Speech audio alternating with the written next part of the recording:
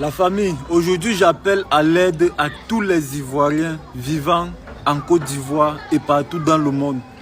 Chers frères ivoiriens, moi voici, votre jeune frère camerounais, j'ai quitté mon pays pour venir me chercher ici en Côte d'Ivoire.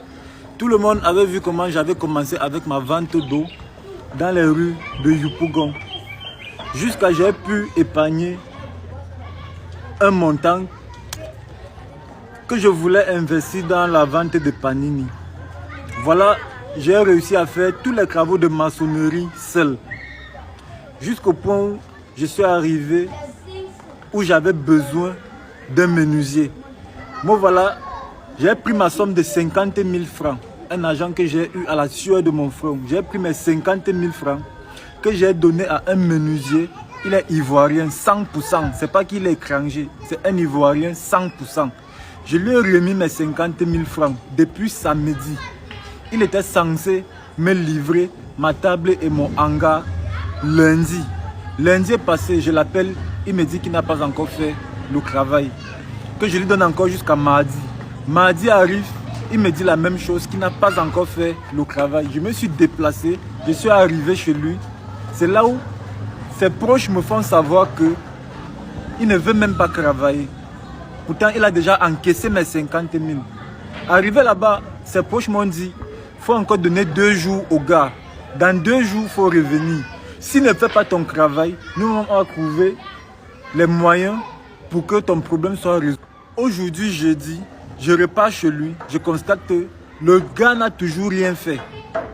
Le gars n'a toujours rien fait. Pourtant, il a déjà encaissé mon argent, mes 50 000 francs. Et moi, je constate qu'il a mangé avec mes 50 000 francs sans avoir fait le travail. Premièrement, il n'a pas acheté le matériel. Il n'a acheté aucun matériel. Deuxièmement, aucun travail n'a été fait. Alors, ce que je réclame aujourd'hui, ce sont mes 50 000 francs. C'est la raison pour laquelle je demande de l'aide à tous les Ivoiriens qui sont sur les réseaux sociaux, qui vivent ici en Côte d'Ivoire et partout dans le monde, de prendre mon problème en considération. Aujourd'hui, c'est à moi qui fais ça. C'est moi la victime aujourd'hui. Demain, ça sera qui? S'il vous plaît, chers frères ivoiriens, aidez-moi à être en possession de mes 50 000 francs. C'est tout ce que je demande au gars. Je connais où le gars vit et moi, je suis prêt à tout pour mes 50 000 francs. S'il vous plaît, chers frères ivoiriens, vous avez vu comment j'avais commencé ma vente d'eau sur les réseaux sociaux. Tout le monde m'encourageait. Aujourd'hui, voilà quelqu'un qui veut me faire tomber à cause de la malhonnêteté. Ce n'est pas quelqu'un de crédible. S'il vous plaît, prenez mon problème en considération, je vous en prie. Et le pire, c'est que l'espace que j'ai loué pour vendre mon panini, le propriétaire a commencé à compter le premier mois depuis lundi. Donc depuis lundi, là, mon premier mois est en train de s'écouler. Pourtant, moi-même, je n'ai pas encore commencé mon commerce. Donc, voilà la situation dans laquelle je me trouve actuellement. Je vous demande de l'aide, s'il vous plaît, chers frères ivoiriens. On dit souvent que l'ennemi de l'Africain, c'est son frère.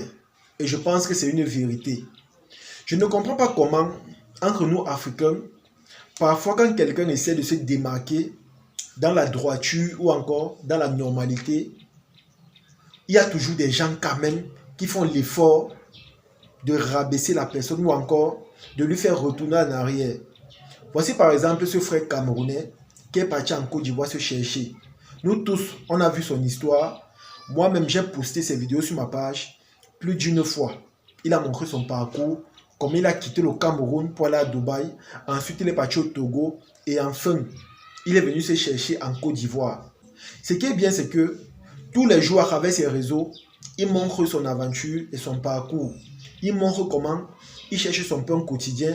Il montre comment il se bat comme un homme. C'est vrai, ce n'est pas facile, mais il fait l'usage de la force physique pour chercher son pain quotidien. On a vu comment il a commencé avec sa vente d'eau, mais après avoir fait quelques petites économies, il a voulu élargir son business dans le but de rentabiliser encore un peu plus. Vous avez écouté la vidéo.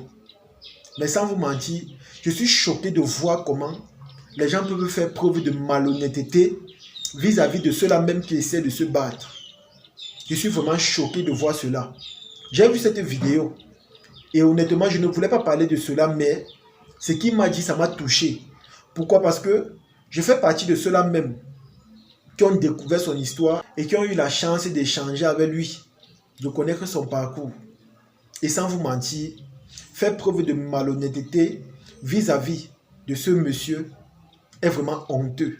À un moment donné, arrêtez un peu ce genre de comportement ou encore ces attitudes. Il est arrivé en Côte d'Ivoire. Il pouvait dire qu'il s'est lancé dans la facilité, dans le vol et tout. Mais il a préféré se battre comme un homme. Il a préféré se battre comme un homme. Si demain ou après-demain, on le voit rouler dans une voiture, on ne dira pas qu'il a rampé, s'est monté, s'est descendu. Parce qu'on voit son parcours. On voit comment il se bat avec ses petits moyens et avec l'aide de Dieu. Nous tous, nous voyons cela. Mais je ne sais pas pourquoi les gens sont si malhonnêtes. Il a remis la somme de 50 000 à un menuisier. Ce menuisier a pris cet argent et il a consommé. Dites-moi un peu, est-ce que c'est normal? Est-ce que c'est gentil? Est-ce que c'est bien? Est-ce qu'on se comporte comme ça, les amis? Est-ce qu'on se comporte comme ça? Quand vous voyez des jeunes qui viennent se battre, cherchez un moyen de les encourager. Ne faites pas en sorte qu'ils retournent en arrière ou encore qu'ils commencent à changer d'idée sur ce qu'ils veulent réellement de leur avenir ou encore de leur vie. Parce que c'est à cause des œuvres pareilles que vous allez voir certains parfois qui travaillaient honnêtement changer tout et se lancer dans la facilité ou encore dans le vol. Parce qu'ils ont voulu essayer proprement, mais à cause de votre attitude, ils ont vu que ça ne valait pas la peine. Donc du coup, ils ont préféré se lancer dans le faux. C'est à cause de vous, les amis. Ce n'est pas bon. Ce n'est pas bon. Quand tu prends l'argent de quelqu'un pour un travail, si tu peux travailler, travaille. Mais si tu ne peux pas, et que toi-même tu sais que tu n'es pas honnête, ne prends pas cet argent. Ne prends pas. Parce qu'une chose est sûre, tu as déjà mangé tout l'argent. Et maintenant dans ta tête, tu as l'impression que tu vas travailler gratuitement. Et c'est ça qui te pousse à ne pas travailler. C'est comme ça que les techniciens sont, les amis. C'est comme ça que les techniciens sont. Et je le dis parce que les mentalités sont similaires, que ce soit en Côte d'Ivoire ou au Cameroun, les mentalités sont pareilles. Quand tu donnes l'argent à un technicien, dès qu'il encaisse cet argent-là, si tu lui as donné la totalité, dès qu'il finit d'utiliser tout ça et qu'il doit débuter ton travail, les amis, il a l'impression qu'il travaille gratuitement. Il a l'impression que son travail est gratuit parce qu'il a déjà tout utilisé, l'argent que tu lui as remis. Donc du coup, dans sa tête, il a l'impression qu'il travaille gratuitement. Il a l'impression que tu l'utilises. Si je peux le dire ainsi. Sinon, pour moi, ça sert à quoi de prendre cet argent si réellement on n'a pas en tête de faire le travail qu'il faut ou encore de faire le travail demandé. Ça sert à quoi? Donc du coup, ce que moi je me dis simplement, c'est que si tu ne peux pas faire un travail, remets l'argent de la personne ou encore ne prends pas son argent parce que ça ne servira à rien. Ça ne servira absolument à rien. Donc voilà, aujourd'hui, il fait cette vidéo pour dire son mécontentement, pour réclamer son argent. Ce qui est sûr, le conseiller va voir, mais il va faire comme s'il n'a pas vu. Ça va passer inaperçu. Et pourtant, s'il était conscient qu'il ne peut pas travailler, simplement, il pouvait remettre l'argent de la personne ou encore, il pouvait ne même pas prendre cet argent. Mais voilà ce qu'il a pris et nous tous, nous connaissons dorénavant la suite. Et je vous assure, comme j'ai dit, c'est vraiment méchant. En tout cas, c'est ici que se termine cette vidéo. J'espère que vous avez aimé, j'espère que vous avez apprécié. Comme j'ai dit, ce jeune frère camerounais est parti en Côte d'Ivoire se battre. Et je pense que si quelqu'un se bat, on doit l'encourager ou encore, si on ne veut pas l'encourager, on doit faire l'effort de ne pas l'arnaquer. Parce que le simple fait d'arnaquer quelqu'un fait en sorte que directement les pensées qu'il avait vis-à-vis de ses objectifs dans le futur peuvent changer.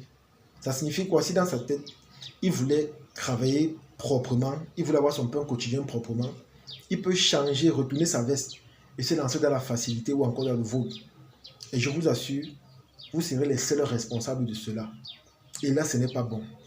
En tout cas, partagez cette vidéo au maximum et on se dit à la prochaine. Ciao.